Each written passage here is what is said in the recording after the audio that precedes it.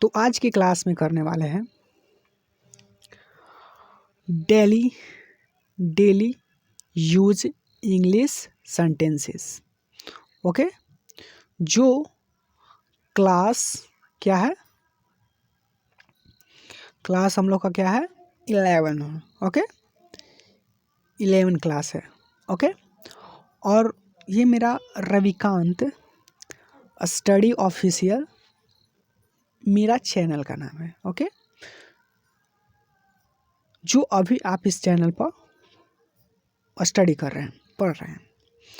तो देखिए, आज हम जैसे कि हम लोग पढ़ रहे हैं डेली यूज इंग्लिश सेंटेंसेस, तो इसमें हम लोग सीखेंगे कि कुछ शिष्टाचार वाला वाक्य। जैसे आपको पता है कि हम लोग एक इंडियन हैं, तो अगर इंडियन अगर नाम किसी के माइंड में आता है तो उसके अंदर ये थॉट्स होता है कि उसका जो बोलने का तरीका है वो बहुत ही पोलाइटली है, शिष्टाचार। हमारा जो इंडियन है वो सिविलाइज कह सकते हैं कि सिविलाइजेशन एंड कल्चर से रिलेटेड है। जैसे कि हम इंडियन के अंदर शिक्षाचार और क्या बोलते हैं संस्कृति, अपना संस्कृति और अपना संस्कार एक है ना, जो अलग तरीका से है।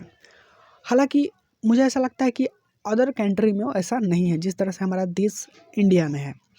ओके, तो कुछ शिष्टाचार वाला वाक्य जिसे सुनने के बाद किसी को चुभे नहीं, अगर कुछ से आप बोल भी रहे हैं तो उसकी बात चुभे नहीं, तो इस तरह से बात हम लोग बोलते हैं। तो उसे जैसे कि आप इस तरीके से बोलिए कि आप अगर उससे गुस्सा भी हो रहे हैं, कुछ बोल भी रहे हैं काम करने के लिए भी, तो आपको वो सारे जो सुन रहा है उसको कुछ बुरा ना लगे। तो कुछ ऐसे हम लोग आज शिष्टाचार वाले वाक्य देखेंगे। Okay,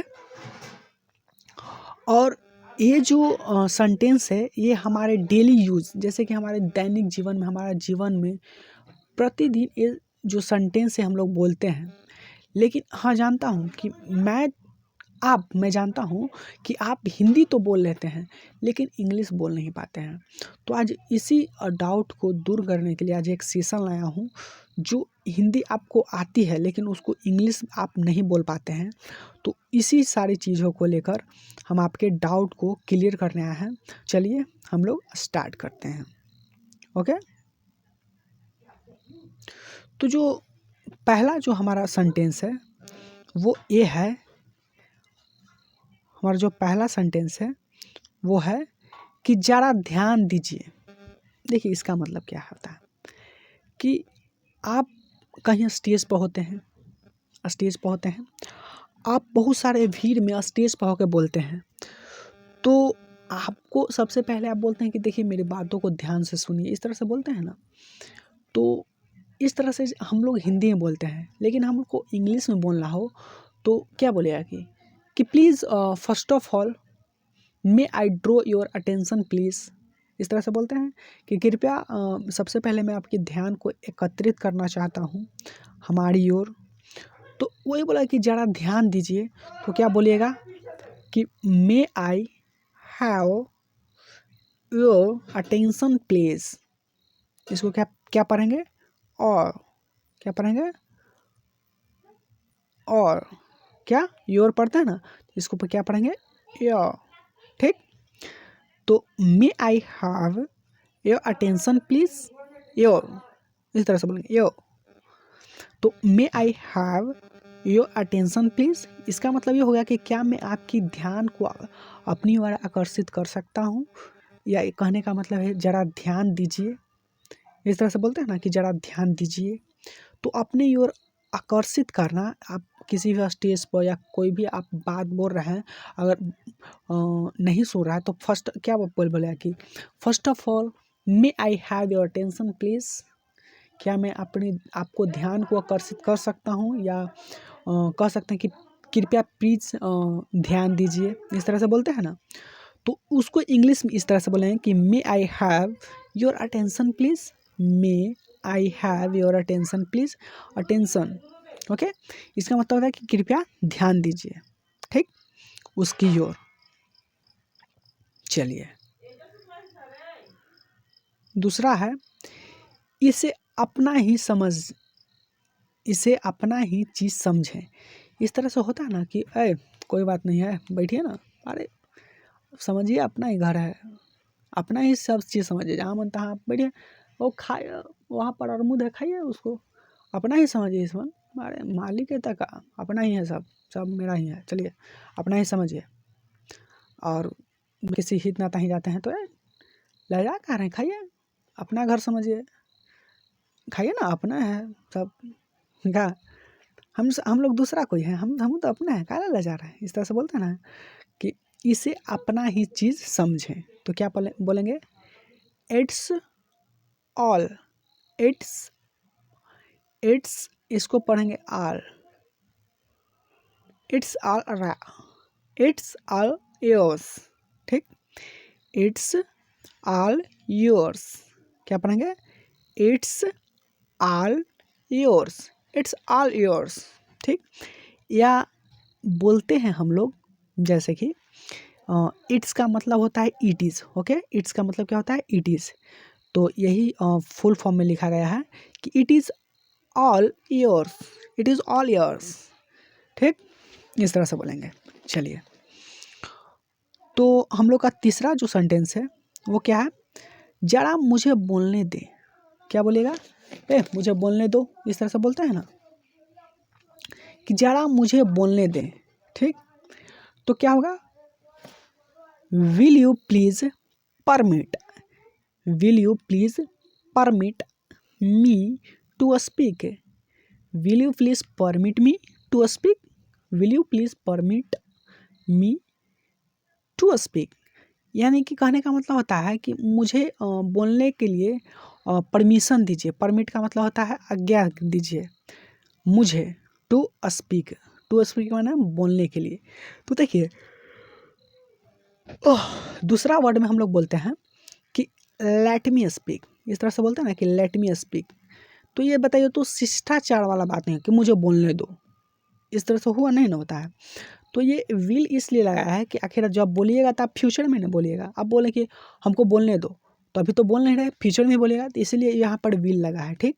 will you please permit me to speak, excuse me, please listen to me carefully, actually I want to say something about me, please will you please permit me to speak, because since a lot of time you have been speaking, so please give me some times to speak, so I request you, will you please permit me to speak, इस तरह से बोलते हैं ना कि कृपया मुझे बोलने दीजिए, इस तरह से बोलते हैं। तो ये पोलाइटली हुआ कि नहीं, एक शिष्टाचार रूप से हुआ कि नहीं, कि जरा मुझे बोलने दे। अब किसी को बुरा भी नहीं लगा, अब बोले क्या मुझे बोलने दो, ऐसे बोलिएगा तो देखा ना कि जरा मुझे बोलने दे, तो क्या होगा, will you please permit me to speak, will you please permit me to speak. चलिए आगे चलते हैं।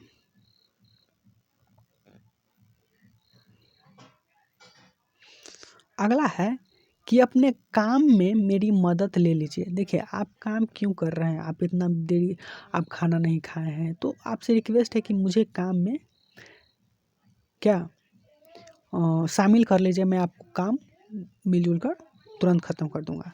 तो क्या हो गया, लेट मी ऑल्सो, इसको क्या पढ़ेंगे, ऑल्सो,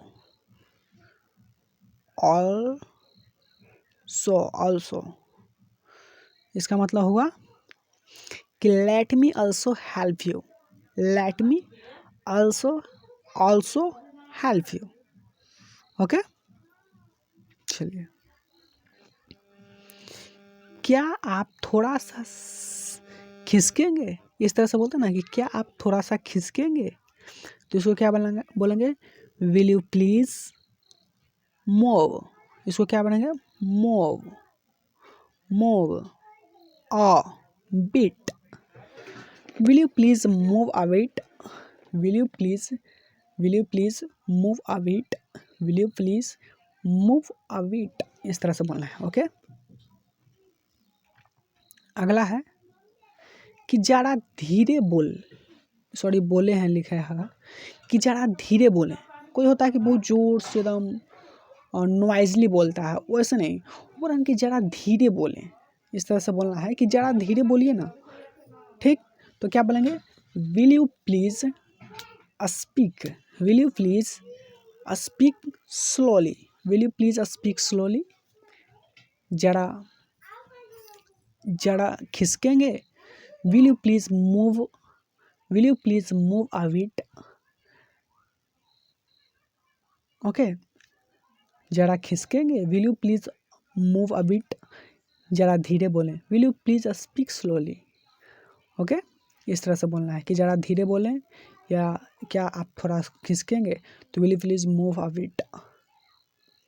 चलिए अगला है कि ज़रा धीमा बोलने की कृपया करें, आप बुरा ना माने, इस तरह से बोलते हैं ना कि आप बुरा मत मानिएगा, बुरा मत माने, क्या आप थोड़ा सा धीरे बोलिएगा, तो क्या होगा, will you mind speaking a bit softly please. देखिए माइंड के बाद कोई भी वर्ब आता है तो उसमें वो वर्ब V5 में V4 में बदल जाता है, इसका मतलब V में ING लगता है, एकदम ज़रूर लगता है जब माइंड का प्रयोग होता है। तो बोला है कि विल यू माइंड, आप बुरा ना माने तो कृपया आप स्पीकिंग अ बिट सॉफ्टली, क्या आप धीरे बोलेंगे प्लीज़, कृपया, इस तरह से, ओके। विल यू माइंड, आप बुरा ना माने तो आप धीरे बोलिएगा, सॉफ्टली बोलिएगा, धीमा बोलिएगा, आपसे कृपया धीमा बोलिए, इस तरह से, ओके। तो will you mind speaking, will you mind speaking a bit softly, will you mind speaking a bit softly please, okay, इस तरह से। आगे देखते हैं, क्या आप मुझे बैठने देंगे, क्या आप मुझे बैठने देंगे, will you please let me seat, will you please let me seat. देखिए लेट मी सीट का मतलब होता है, देखिए इस यहाँ पर भी आपका इसका हो सकता है, जैसे कि लेट मी सीट का मतलब होता है मुझे बैठने दो, मुझे बैठने दो, लेकिन ये देंगे लगा हुआ है, फ्यूचर है, तो इसलिए इसमें लगाया कि will you please let me seat, will you please let me seat, इस तरह से, ओके। चलिए 9वां है, क्या मैं आपका थोड़ा सा समय ले सकता हूँ, क्या मैं आपका थोड़ा सा समय ले सकता हूँ, इस तरह से बोलते हैं ना कि क्या मैं आपका थोड़ा सा समय ले सकता हूँ, तो इसको कैसे बनाएंगे, कुड यू स्पेयर, इसको क्या पढ़ेंगे, could you spare a few moments, moment, moments, moment, sorry moments, moments, क्या पढ़ेंगे इसको, moments for me, could you spare could you spare a few moments for me, क्या आप थोड़ा सा समय ले सकते हैं, क्या मैं आपका थोड़ा सा समय ले सकता हूँ, could you spare a few moments for me, could you spare a few moments for me, okay, इस तरह से बोलना है। आगे बढ़ते हैं और हम लोग देखेंगे जैसी आपकी मर्जी।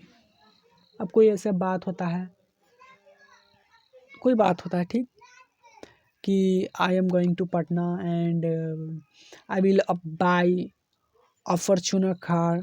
सो जब आप अपने भाई से बातचीत करते हैं तो बोलते हैं अपने भाई को कि मैं पटना जा रहा हूँ तो मुझे बाइक खरीदना है, फॉर्च्यूनर खरीदना है कार, तो क्या मैं खरीद सकता हूँ, क्योंकि आप भी मेरे को जो 10 लाख दिए थे, मेरे पास 20 लाख है, पापा देंगे 10 लाख, इधर से बोलते हैं ना।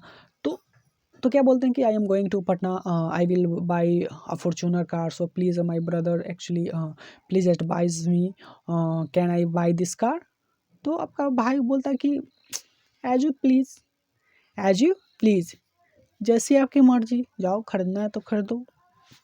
तो क्या बोलना है, जैसी आपकी मर्जी, तो एज यू प्लीज़, या कह सकते हैं कि एज यू वांट, क्या पढ़ेंगे, एज यू वांट, ओके, इस तरह से बोलना है।